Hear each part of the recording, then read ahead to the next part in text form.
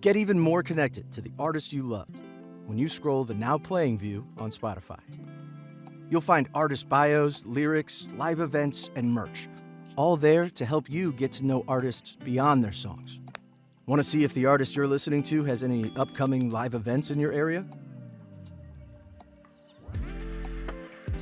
Just hit the Now Playing bar to expand your view, then start scrolling.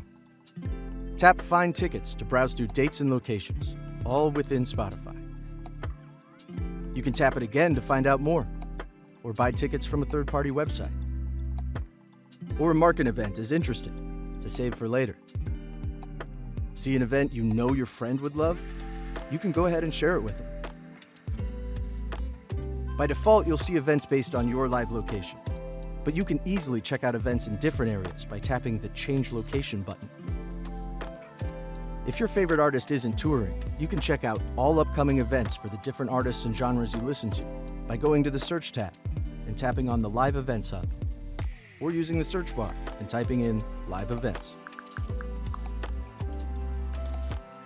To get more out of Spotify, check out our Tips and Tricks podcast, or subscribe to our Spotify Cares channels.